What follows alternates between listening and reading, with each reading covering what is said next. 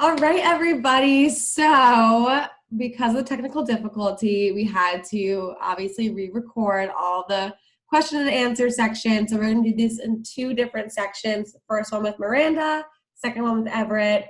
And I'm really excited to dig deep once again with Miranda. So for those of you that don't know Miranda McAlister, she was a senior branch in the Eastern region, but she's now a new DM candidate, which we're really excited about. So Miranda and I had the awesome privilege of working together the last 2 summers.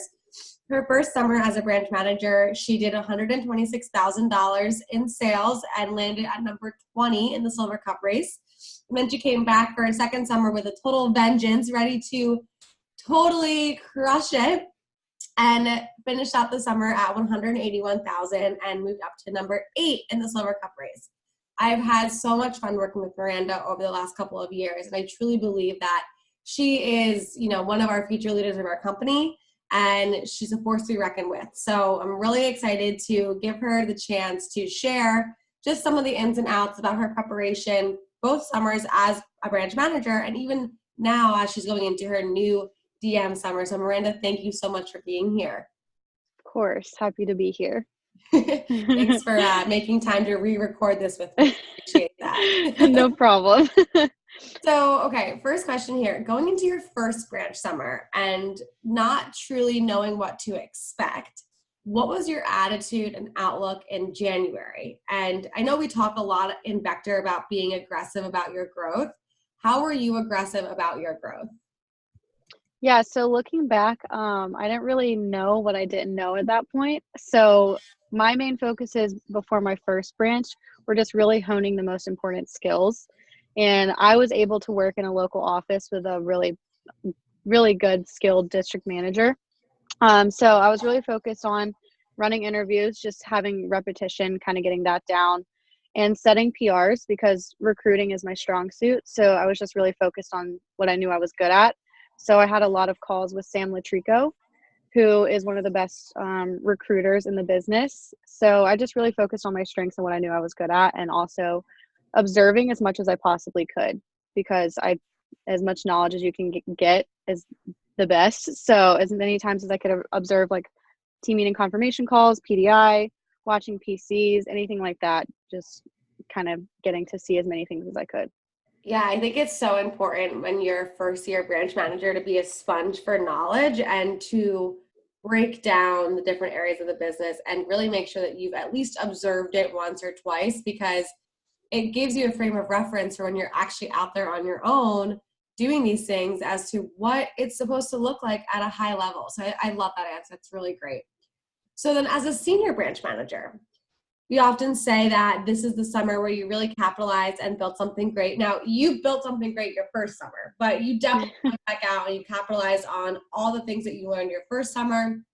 And it's very clear that you took a whole new level and a whole new approach to just how you were running your business. So going into your senior branch, how did your preparation shift and how did your mindset shift?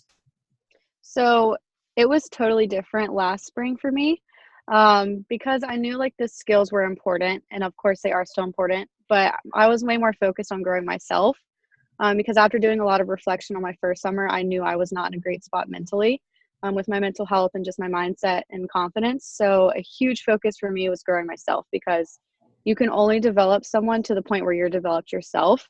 So I knew the most important leader is myself in order to develop other leaders. So I did a lot of coaching. I did a lot of reading and just creating the right habits. So like going to the gym, meal prepping, drinking a lot of water, and sleep habits. Really just because, like I said, the better person you are, you're going to attract more people to you naturally. So that was really just my. Oh no, you froze.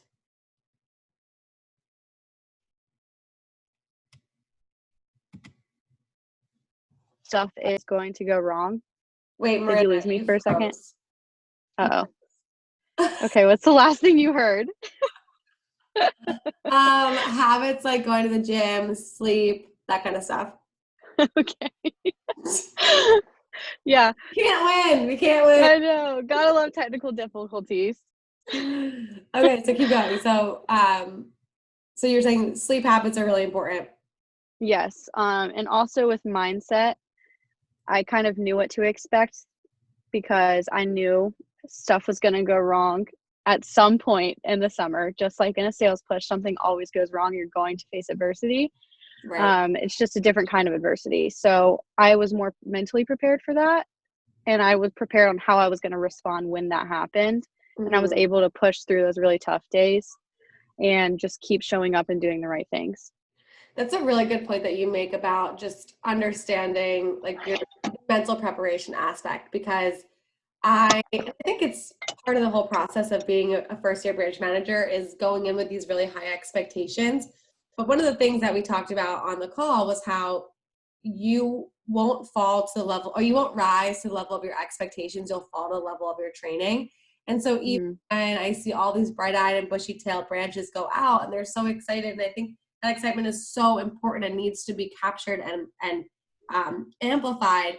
At the same time, I see a lot of disconnect happening where their expectations are so high and then reality does not meet them at the start that people begin to break down. And I love that you referenced the fact that you realized that and worked on your mindset to overcome that and be able to stay even keeled and remember that this is all a process. And even if you don't have the best start, which you didn't have a great start this past summer, I remember us No. many conversations about things just not working and things not clicking, but you had the know-how, you had the mindset, and you had the experience to keep pushing through and knowing that it just takes like one person or one training class to completely shift the direction of your summer. So knowing all of that, Miranda, if there's a first year branch manager out there who, you want to influence their mindset, what would you recommend that they do in terms of like sharpening their mindset now because they don't necessarily know what they don't know? I don't know if that question makes sense, but I'm curious what your thoughts are. Yeah, that's a good question. So honestly, reading has been the biggest thing that's helped me. Listening to podcasts, just gaining knowledge because knowledge is power. I would recommend the practicing mind. It's all about being present. Just because I feel like a lot of us were so like, oh my God, what's going on? What's going on? Because you feel like a chicken with your head cut off sometimes because you're Right. managing 12,000 things. But if you actually learn how to be present, you will be so much more productive.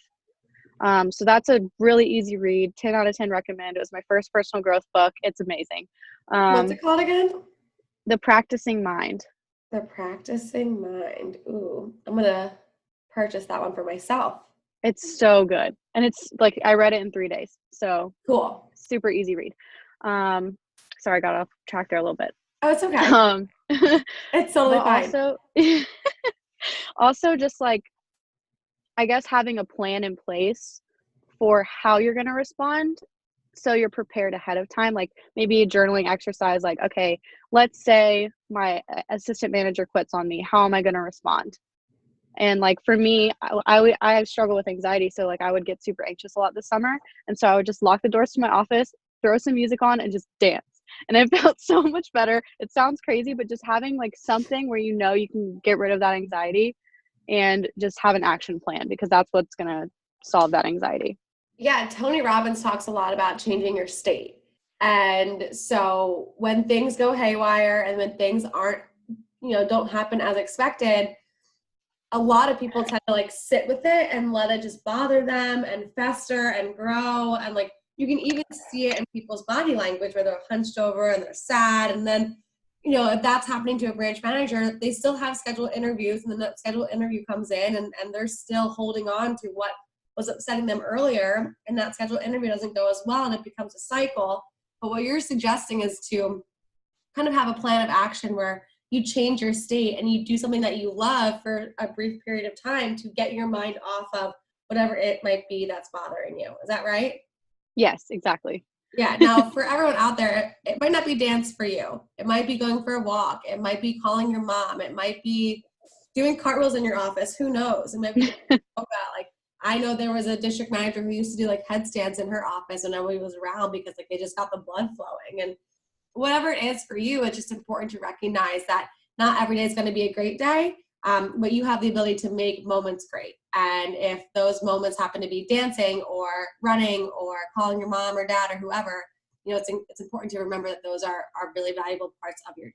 So I appreciate that answer because that sparked a cool conversation. Yeah. So Miranda, think about the importance of mindset and technical skills and tactical skills during just the summer and preparation in general. Looking back at your 2 summers of management, what would you say are the most important traits and skills in each of these categories?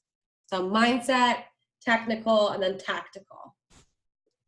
Okay, let's see here. Mindset, for me, my number one is gratitude, for yourself and for your people. So, for yourself, first of all, because, as a college student, instead of traveling all summer, partying, hanging out with your friends, going to the beach, you chose to level up yourself and impact other people and grow and learn. So appreciate that about yourself. And when you produce revenue at 19, 20, 21 years old, even if it's 2,000 for the week or if it's 20,000 for the week, that's incredible.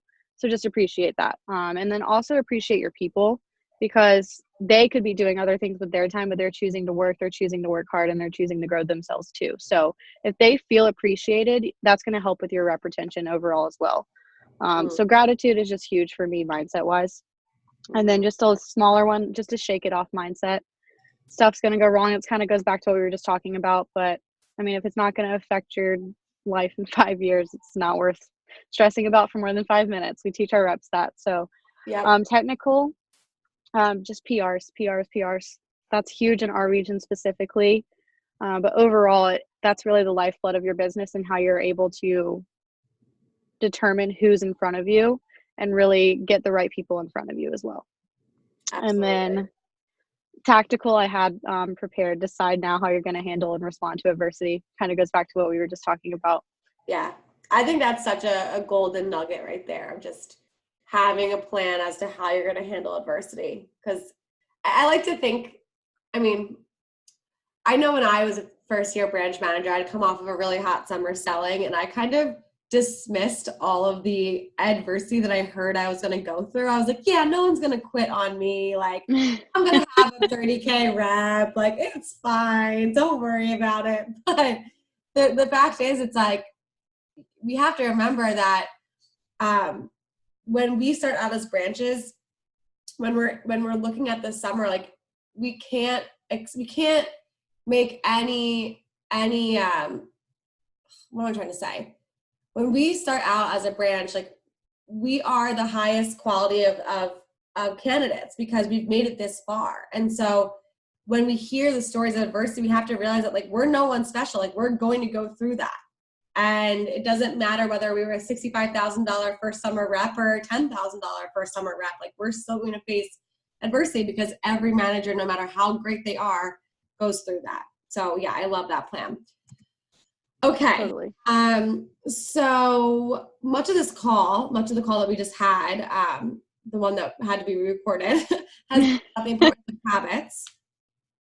And one of the things that I brought up in the last call was about keystone habits, which a keystone habit is if you do this one habit, it sets the ball in motion for everything else. It's if you imagine a keystone, that's what holds like an archway together. So your keystone habit is what holds everything else together. And so for me, I think about a keystone habit. I'm actually doing it right now. If I have a smoothie in the morning, I tend to eat so much better, drink so much more water, just feel healthier throughout the day. So Miranda, what would be a keystone habit that you've developed out of the business that directly impacted your success in the business? Yeah, so I actually just started this recently. Because I just started a new coaching program. But for me, working on my health, I started tracking my meals, my calories on my MyFitnessPal. So that just provided a whole new level of accountability because I had to physically look at it, type it in. So because I started doing that, I started eating healthier, drinking a ton more water, and making sure I was working out too, because it's kind of like becomes a little fun little game, like playing with the calories and the exercise and stuff. So just that one little thing. Yeah, I saw on one of your Instagram stories, you had the mirror with the, like, reach your macros. Yeah. was inspiring. So anyway, Thanks. is that the one that you wanted to, do you have any other ones that you wanted to share? And just waking up earlier. Yeah. Yeah. So what about a keystone habit that's in your business that gets your ball rolling? I mean, I know I already think I know the answer, but I'd like to hear what you have to say. Yes. If you guess setting PRs, then you are correct. Yes. And you know for a fact how valuable PRs are. And so, that's built both of your businesses. So I think it's a habit to get into for anybody. So I really appreciate you bringing that up because it's so important to remember. Yeah, like I didn't really know exactly what I was doing because I was never an assistant manager for a summer, but I knew how to set PRs. And that's really what I felt like led to my success the first summer. And then that combined with the other things the second summer as well. Yeah. Okay, cool. So final question here, Miranda. So one of the things that I mentioned in our first call was the reason why people fall short of developing habits. And, there's two parts to that. Number one is that humans by nature avoid pain, and habits typically, good habits at least, typically require a bit of pain in the beginning to develop them into habits, but then they create a very much long-term gain. So that's number one reason why most people don't stick with habits. And then the number two reason why I see vector people in particular not stick with habits is because we have a really recognition heavy culture. And that's great. It's awesome to win awards and to be recognized and be called out and shouted out, all those kinds of things. But no one's going to recognize you for waking up early in the morning. And no one's going to recognize you for making the healthier decision when you're eating, either a chocolate bar or a kale smoothie. So for you, Miranda, what kept you motivated to continue strengthening your habits? And how did you make the necessary sacrifices to build these habits while being distracted by things like school and friends and extracurriculars? So I'll say two things. The first is have an accountability partner. That's made a world of a difference for me, is having someone who has similar goals as you, who can hold you accountable, you can hold them accountable. And you have to really make sure it's the right person and not someone who's just going to be like, oh, it's okay, you'll do it tomorrow. Like someone who will actually hold you accountable and call you out. That's made a huge difference for me. And also the biggest one I would say is knowing your why.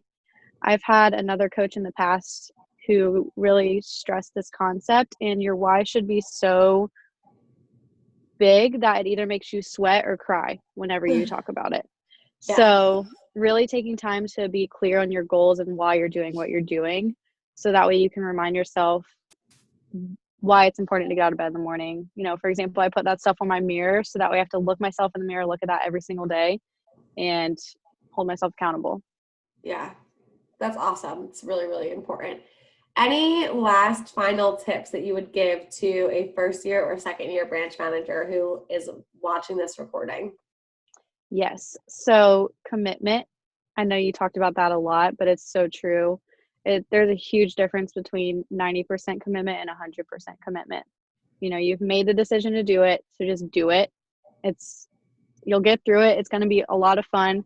And the more you decide to commit, the more fun you're going to have and the easier it's going to be. It's going to be tough, but the more committed you are, just the better summer you're going to have. And also just knowing you're not going to be perfect at everything. So just do your very best and focus on what you're really good at and just focus on your strengths. When you make mistakes, learn from them. It's going to be okay.